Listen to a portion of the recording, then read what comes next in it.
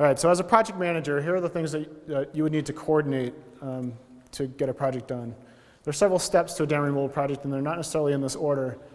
But in general, we have an initial reconnaissance phase where we're looking at whether we have an easy project or a difficult project and what the issues are with that project, get a sense of what the costs might be, what we need to fundraise.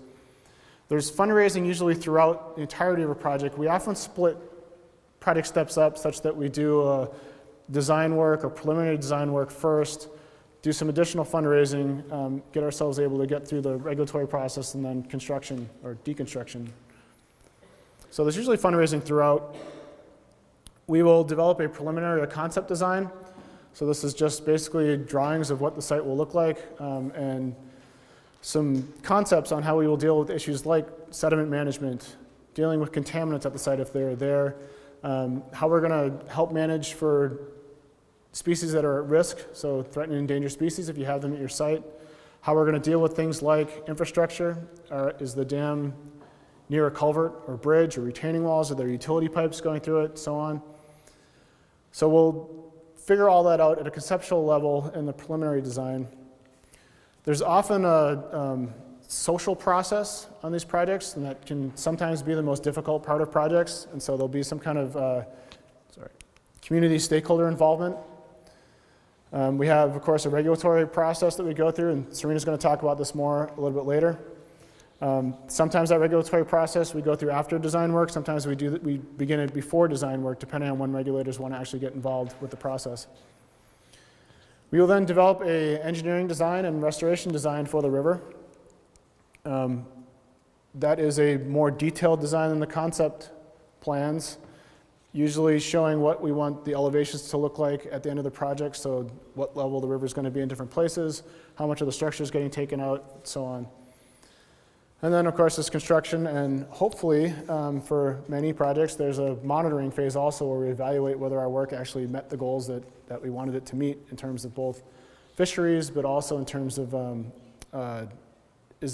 have we dealt with the safety issues there, things like the infrastructure on the site, is it continuing to be safe? And I think that the most important point when you lay out a project is that the depth of analysis should reflect the scale of the project. So if you have an easy project, keep it easy. You don't have to do all of the steps that we do in some of our more major projects. You don't have to do the full scope of work that we're going to lay out a little later this afternoon. So keep easy projects easy and have difficult projects be difficult. If there's a lot of complexity, if you have things like infrastructure, contaminants, threatened and endangered species, then you're going to have a more complex project. And so all those basic steps, they cover 4 major topics. And those are fundraising, and we're going to talk about fundraising a little bit later. Social issues, which we're not going to cover very much today, although we might have time at the end of the day to talk about the social issues a little bit. If you can read what that says. Take a second to say goodbye to the lake. The mud hole you'll see is sponsored by the DNR. This is actually not in Maryland, this is a site in Wisconsin. Can you tell why this property owner was concerned about the dam removal project? They owned a marina right on the impoundment. One of the other major topics is permitting, which Serena's going to cover a little later today. And then this afternoon, right after lunch, I'm going to talk about design and construction and what goes into developing a scope of work for a project. So as a project manager, your job is not necessarily to know everything, to know all the aspects. We're not going to talk today about all the aspects that go into designing a project or constructing a project. The project manager's role is really to coordinate the whole process. And therefore, some of the best project managers that I've worked with don't necessarily have engineering skills, are not necessarily scientists. I've worked with a lot of planners and others, environmental planners, so on, who have been extremely effective project managers for projects. And really the 2 characteristics that I think are most important to be a project manager for dam removal is that you are persistent, that you continue to go through all the steps necessary to get the project done and continue to push for those steps. And then second, that you know what you don't know, and you know where to go to get help for those things. And there is a lot of help available out there for dam removal projects. Of course, most of the coordination work that you might do takes place in an office, not out in the field like this, but that's the best photo I had showing coordinating a project. And just setting up an expectation at the start, you can expect that most projects, just as a general rule, take about 3 years to complete. This is, of course, widely variable, but just think in these terms. These are usually not projects that we decide to do one summer and complete it during that summer.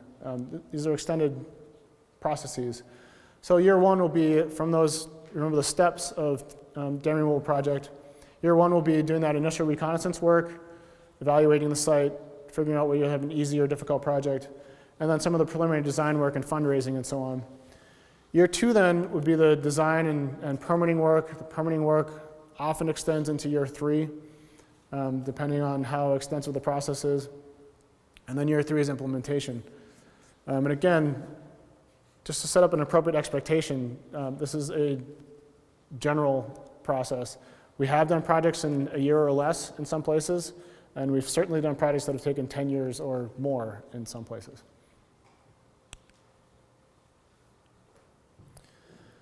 So one of the things that you should do at the outset, and I'm going to show you how to do some of this right after lunch, is develop your own working project scope. And I don't intend for you to be able to read this, but this is a generalized scope of work that I use for projects. And we will make a generalized scope available for you, an example of a scope of work. After the workshop, we'll provide this online. But I think it's really good that even if you're going to hire consultants for your work, that you have a good understanding of what's going to need to go into the project. So you can evaluate the consultant's work, so you can evaluate just the contract in the first place that you set up with a consultant. And what you can see here is that we have a number of plans that deal with some of those major issues that I've been talking about already. We are evaluating sediment, threatened and endangered species, and infrastructure. Those are the three big things that we focus on in our scopes of work to make sure those all get covered. And then there's background data that we need. We need to survey the site. We need to have an understanding of the flow at the site, so the hydrology and hydraulics. We will start with preliminary permitting, develop cost estimates, so on. Like I said, we're going to provide you with an example. And that leads us to the question of who actually does the work on these projects. In my naive professional upbringing, working in the state of Wisconsin, where 15 years ago we were doing projects really, really easily, we had this sort of setup where, see the guy in the excavator there? He was a fisheries biologist for the state of Wisconsin. We would design a project over a few months, and then the fisheries biologist would jump in the excavator and go out and take the dams out. That's, I don't think that's what happens here. Jim, have you ever gotten in the excavator and taken a dam out? I started once, and then I got stopped. All right. This is usually not what happens. Usually these are extended processes where we hire consultants to do the work. But nevertheless, there are sort of three stages of complexity that you can go through on who actually does do the work on projects. And the first being that if you have some capabilities of your own, or you work with groups that have that capability, you can do some of the work in-house. So things like initial sediment assessment, some level of survey work, and so on. For simple projects, I've gone out and done that work. I've worked with fisheries biologists. I've worked with other groups that can do some of that work.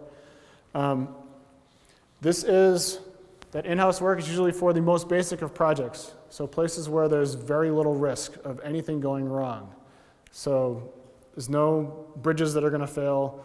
There's no contaminants that you're going to release downstream. There's no endangered species that you're going to impact at the site.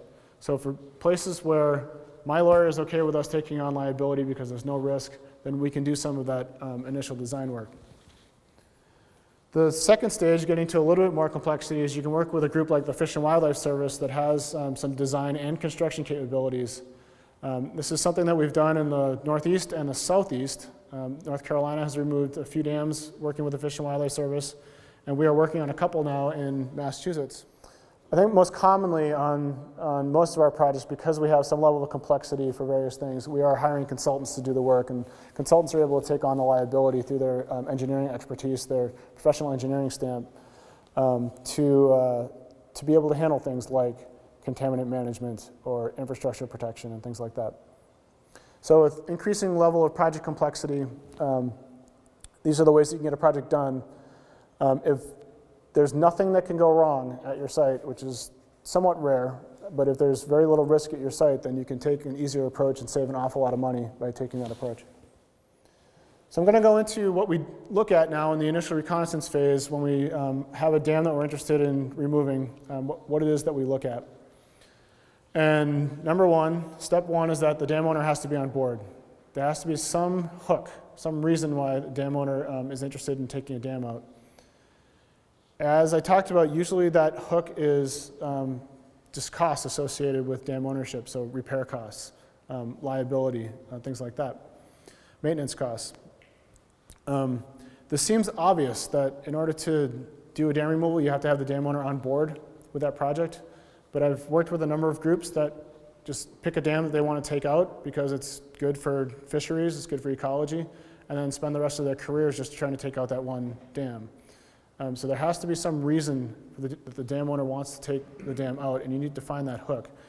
And often what that means is that we are trying to answer the questions for the dam owner first, and that often means that we are completing somewhat elaborate feasibility studies to try to answer any question you could think of that a dam owner might come up with, when in actuality, usually what it comes down to is cost of projects and who's going to pay for it. And so rather than doing extensive feasibility studies, we've started in many places to do these reconnaissance memos.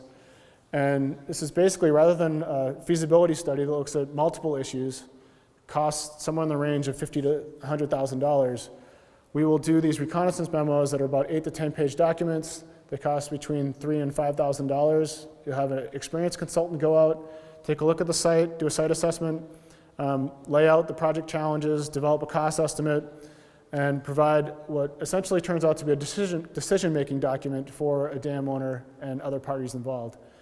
And these have been really successful for us. We've done this on 43 dams in Massachusetts over the last 7 years, and 26 of them have resulted in actual dam removal projects in the state.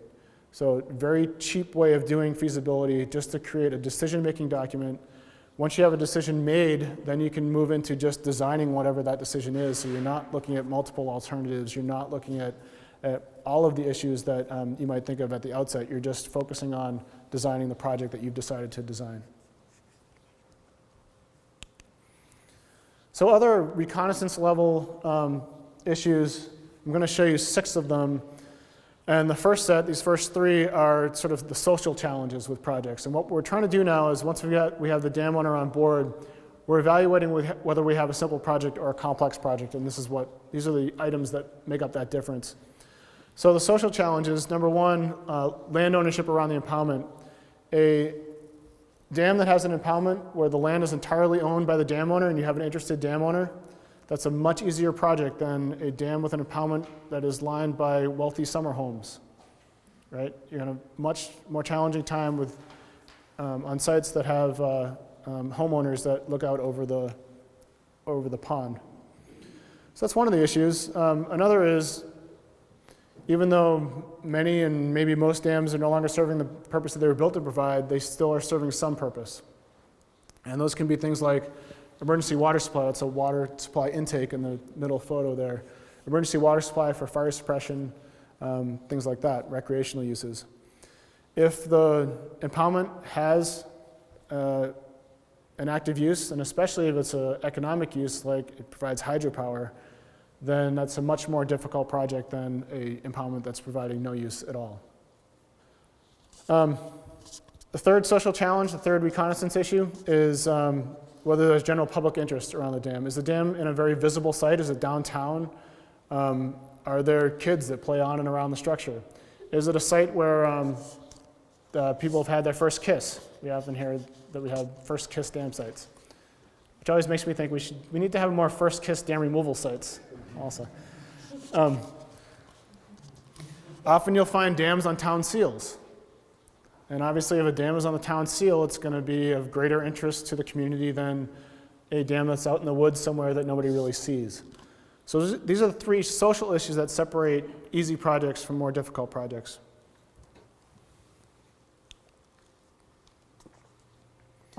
And then there are 3 more physical, technical issues that we evaluate early on because they make a big difference between inexpensive and very expensive projects. And those three issues are contaminants. So as I mentioned, dams are really good at trapping material moving downstream. They trap the history of a watershed over time, and so if there's been industrial activity, if there have been spills in the watershed and so on, that material can be trapped behind dams.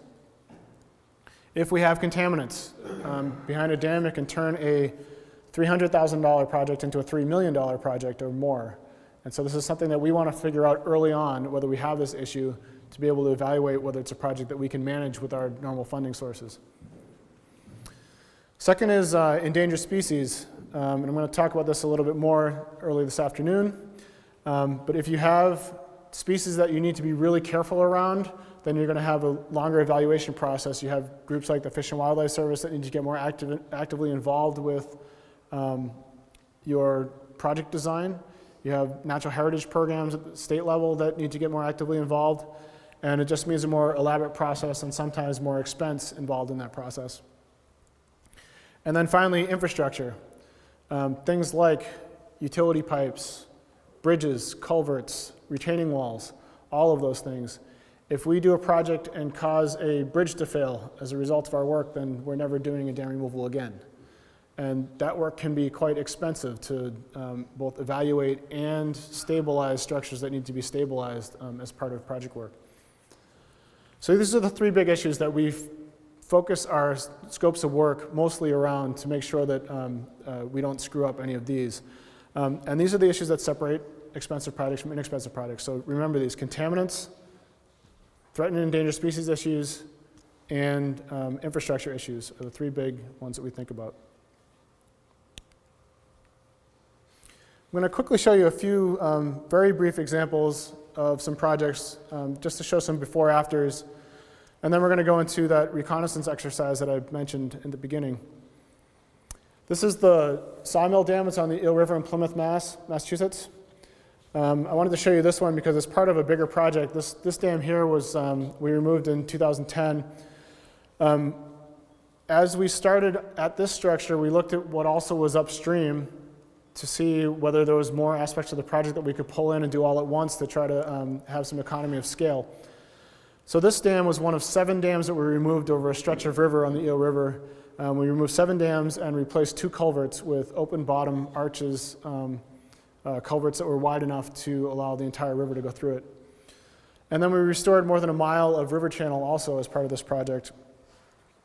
And it's just something that I like to do when you're working on a dam removal, is look at what else is upstream and what else is downstream, and do you have landowners that are interested in participating in that process also, so you can do a package of lots of projects at once. This is what the site looks like afterwards. This so walking bridge that we installed where the dam used to be. This is almost immediately afterwards. I think this is, we did the project in December, and this is the next spring as the vegetation starts to come up.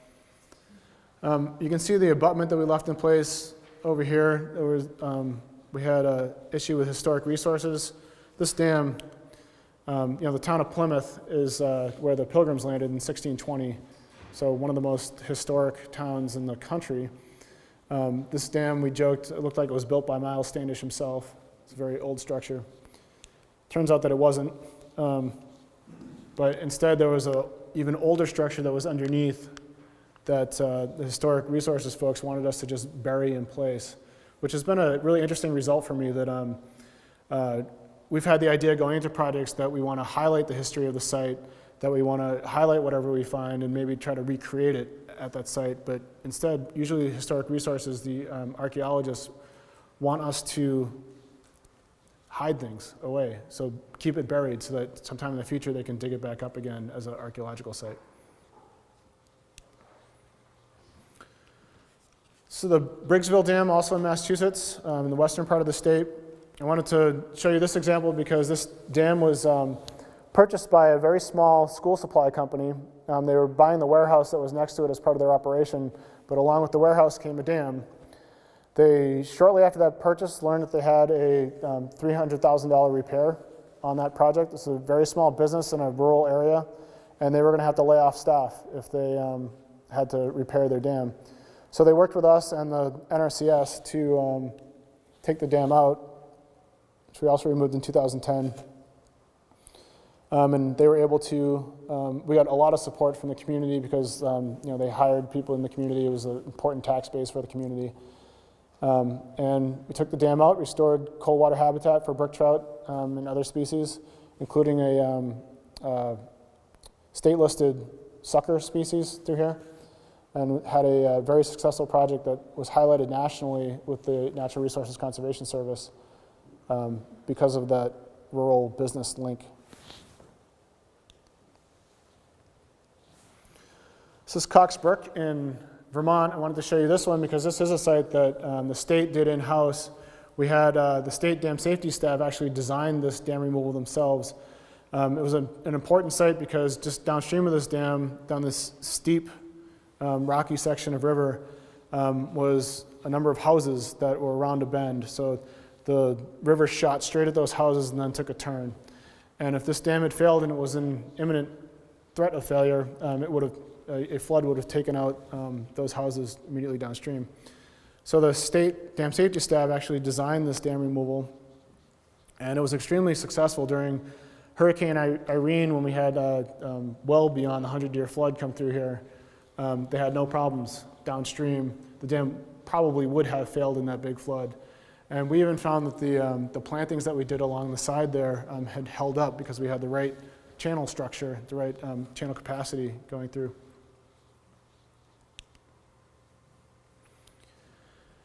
And then to end this is the web address for the dam removal clearinghouse.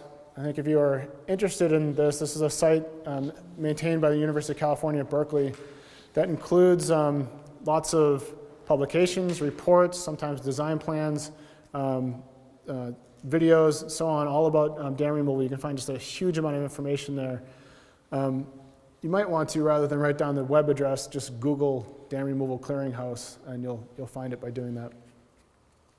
Do you have any questions before we move on?